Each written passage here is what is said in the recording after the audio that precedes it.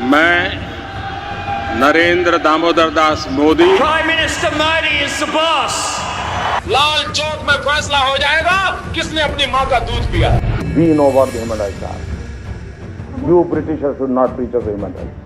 जो आज तक भारत के इतिहास में नहीं हुआ वो हो रहा है। जो आतंकवादी बॉम्ब ब्लास्ट करते थे आज वो इंडियन आर्मी के खौफ से खून की उल्टियां कर रहे हैं। ये इंसान कोई भी डेफिनेशन बदल दे। पाकिस्तान की ये हालत है कि उसके देश के टुकड़े होने वाले हैं और आम जनता के पास आटा और दाल के लिए तक पैसे नहीं हैं। बलूच रीजन में इतने दंगे हो रहे हैं कि बलूचिस्तान के लोग पाकिस्तान से अलग होना चाह रहे हैं। चाइना का बिजनेस पूरी तरीके से ठप हो चुका है। विदेशी कंपनियां चाइना को छोड़कर भारत में अपनी फैक्ट्री सेटअप कर रही हैं। 23 मई 2023 Australian PM Anthony Albanese prime minister Narendra Modi को द बॉस का टाइटल देते हैं। Prime Minister Modi is the boss. Papua New Guinea के PM James Marape Narendra Modi का वेलकम उनके पैर छू के करते हैं। नरेंद्र मोदी आज दुनिया के सबसे फेमस लीडर हैं। कैसे एक चाय बेचने वाला इंसान फर्श से अर्श तक पहुंच जाता है। भारत में सदियों से राज करती आ रही परिवारवादी सरकारों को आखिर क्यों नरेंद्र मोदी के आगे हारना पड़ा।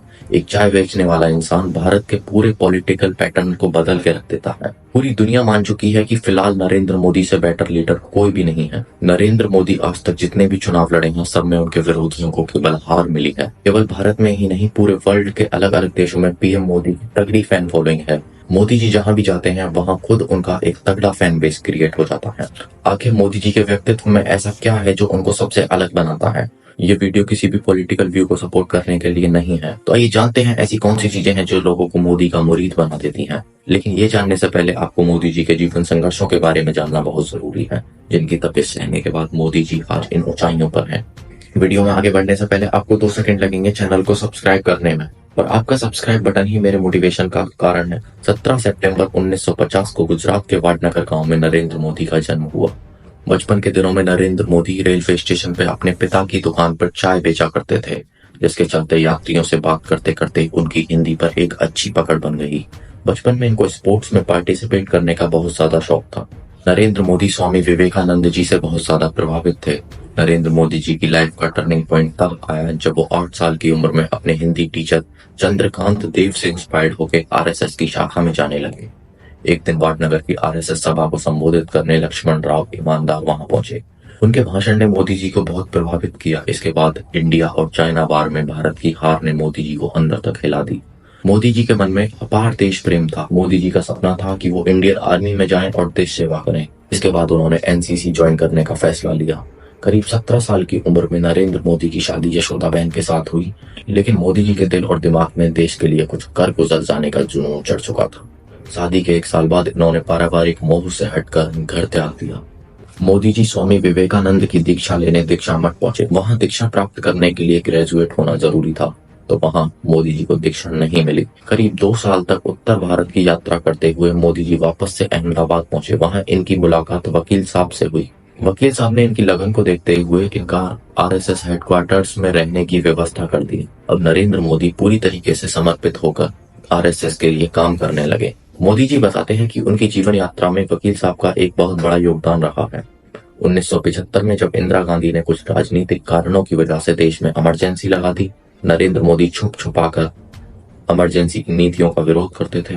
पुलिस को भी नरेंद्र मोदी की तलाश थी। मोदी जी ने उस दौरान एक किताब लिखी, संघर्ष मां गुजरात, जिसमें उन्होंने इमरजेंसी के दौरान गुजरात में पॉलिटिक्स और सोसाइटी को डीपली एक्सप्लेन किया।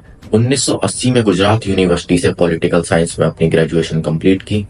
1885 में मोदी जी ने ऑर्गेनाइजिंग सेक्रेटरी के रूप में बीजेपी को ज्वाइन किया। नरेंद्र मोदी जी के ऊपर अटल बिहारी वाजपेयी की छाया थी। 1990 में उनको बीजेपी नेशनल इलेक्शन कमेटी में इलेक्ट किया गया। नरेंद्र मोदी जी ने गुजरात की स्टेट असेंबली इलेक्शंस की प्लानिंग की और जीत दिलाई, जिसके चलते उन्हें जनरल सेक्रेटरी बना दिया गया। 2001 में गुजरात के सीएम केशुभाई पटेल की तबीयत खराब रहने लगी, जिसके चलते नरेंद्र मोदी को गुजरात का सीएम बनाया गया। उसके बाद नरेंद्र मोदी लगातार 3 बार गुजरात के सीएम रहे, जिसमें उन्होंने गुजरात में एक अच्छा डेवलपमेंट किया। मोदी जी ने गुजरात में इंफ्रास्ट्रक्चर, इकोनॉमी और एग्रीकल्चर सेक्टर को एक स्पीड दी। गुजरात मॉडल को देखते हुए मोदी जी पूरे देश में फेमस होने लगे। उनकी एंटी करप्शन इमेज देखते हुए 2014 में लोगों ने उन्हें देश का प्रधानमंत्री के रूप में चुना। इसके बाद तो नरेंद्र मोदी ने एक के बाद एक बड़े फैसले लेने शुरू कर दिए। सर्जिकल स्ट्राइक, एयर स्ट्राइक, धारा 370, राम मंदिर, जीएसटी, नोटबंदी के फैसले सब नरेंद्र मोदी जी की सरकार में लिए गए हैं। इसको और देश के लोगों को इंटरनली स्ट्रॉन्ग करने के लिए digital India, make in India, Beti Bachao Beti Padhao, स्वच्छ भारत मिशन, नमामि गंगे और पीएम किसान सम्मान निधि जैसी कामयाब योजनाओं को लाया गया। जीवन में हर तरह के संघर्ष को सहने के बाद नरेंद्र मोदी आज अपने जीवन की ऊंचाइयों पर हैं। कुछ लोग मानते हैं कि मोदी जी के पास हिप्नोटिज्म टेक्निक्स हैं जिनका यूज वो अपने भाषणों के दौरान करते हैं, लेकिन नरेंद्र मोदी को द बॉस बनाता है उनका एटीट्यूड। जो लोग पर्सनली मोदी जी से मिले हैं वो बताते हैं कि मोदी जी एक सुपर एनर्जेटिक इंसान है। वो 73 इयर्स की एज में भी 18 घंटे काम करते हैं और यही एनर्जी दिखती है उनके भाषणों में। जब भी वो किसी सेंसिटिव टॉपिक पे बोलते हैं तो लोगों के रोंगटे खड़े होने लगते हैं। एक्सपर्ट बताते हैं कि मोदी जी को इतना फेमस होने के पीछे है उनकी राष्ट्रवादी इमेज और मोदी इफेक्ट। एक दौर था जब भारत छोटी छोटी चीजों के लिए चाइना के ऊपर डिपेंडेंट था, लेकिन मोदी जी की गवर्नमेंट और इंडियन मैन्युफैक्चरिंग पोटेंशियल के चलते हम अपने देश में ही सब कुछ बना रहे हैं। चाइना का बिजनेस पूरी तरीके से ठप हो चुका है। विदेशी कंपनियां चाइना को छोड़कर भारत में अपनी फैक्ट्री सेटअप कर रही हैं। CPEC China Pakistan economic corridor पूरी तरीके से फेल्ड हो चुका है। पाकिस्तान की यह हालत है कि उसके देश के टुकड़े होने वाले हैं और आम जनता के पास आटा और दाल के लिए तक पैसे नहीं है। और यही कारण है कि पीओके से आवाज उठ रही है भारत में शामिल होने के लिए। बलूच रीजन में इतने दंगे हो रहे हैं कि बलूचिस्तान के लोग पाकिस्तान से अलग होना चाह रहे हैं।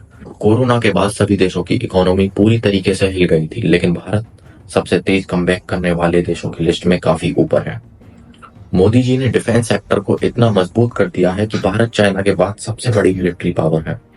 नरेंद्र मोदी के प्रधानमंत्री बनने के बाद जो आतंकवादी बॉम्ब ब्लास्ट करते थे, आज वो इंडियन आर्मी के खौफ से खून की उल्टियां कर रहे हैं। मोदी जी की हमेशा से यही अप्रोच रही है कि देश के अनएम्प्लॉयड यूथ को स्किल्ड यूथ में बदला जाए, जिसका जिक्र वो परीक्षा पे चर्चा और अन्य भाषणों के दौरान करते हैं, जो क्लियरली इंडिकेट करता है कि हमें केवल डिग्रीज के लिए एजुकेशन नहीं करनी चाहिए। 2014 के बाद से ही देश में एमएसएमई सेक्टर, एग्रीकल्चर और लार्ज बिजनेसेस को गवर्नमेंट की तरफ से फाइनेंशियल सपोर्ट मिलता रहा है। इसके लिए गवर्नमेंट ने डॉक्यूमेंटेशन प्रोसेस और बिजनेस लोन्स को बहुत इजी कर दिया है। सुकन्या योजना, बेटी बचाओ बेटी पढ़ाओ जैसी स्कीम्स इंडिकेट करती हैं कि मोदी गवर्नमेंट कैसे वुमेन्स को रेस्पेक्ट दिलाने और उन्हें आगे ले जाने के मोटिव से काम करती है। मोदी जी का डाउन टू अर्थ होना दिखाता है कि वो अमीर गरीब धर्म जात के कॉन्सेप्ट से ऊपर उठकर केवल देश सेवा के लिए समर्पित हैं। मोदी जी की नेशनलिस्ट, एंटी टेररिस्ट और उनकी ऑडियंस कनेक्शन टेक्निक्स ही उनको वर्ल्ड फेमस लीडर बनाती हैं। तो अगर आपको ये वीडियो पसंद आई हो तो वीडियो को लाइक शेयर जरूर करें और चैनल को सब्सक्राइब जरूर कर दीजिए।